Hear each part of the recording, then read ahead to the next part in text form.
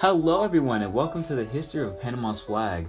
I'm your host who's going to be directing this video, Noah Williams, and let's get started as you join me in this adventure through history. So here you can see the timeline, part 1 of the timeline, and here it shows November 28, 1821, Panama gains independence.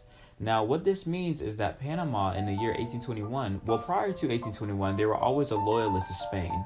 And Los Santos preempted the move by proclaiming freedom from Spain on November 10, 1821. After this action, there was discussions about what Panama should do next. Should they stay with Colombia? Should they merge with Peru?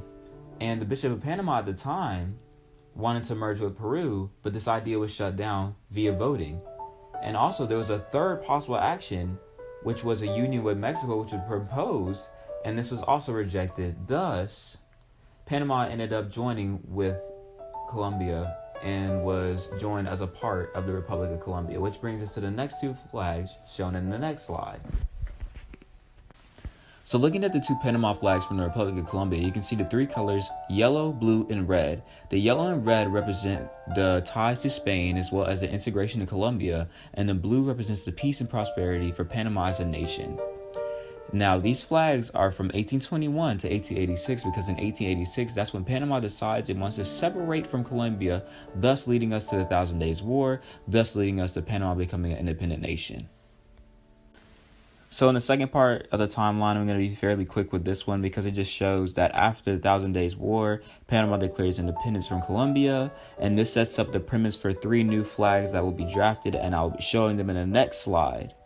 So that's pretty much it. Let's move on. The flag on the far left is the first constructed flag of Panama, the independent nation. The colors are red, yellow, and blue, and they emphasize the Panamanian connection to Colombia and Spain, whose flags both prominently feature red and yellow. The stars are placed in a blue canton with 2 interconnected yellow suns, and the suns represent North and South America and are connected because of Panama's position connecting the 2 continents.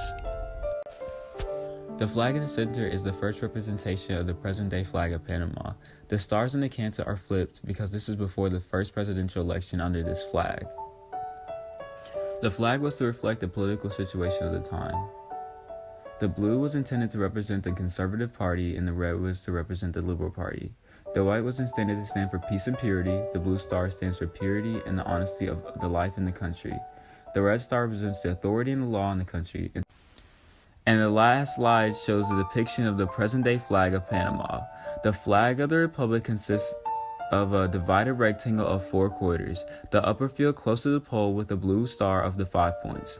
The upper field further from the pole, red. The lower field near the pole, blue. And the lower one from the pole, white with a red star of 5 points.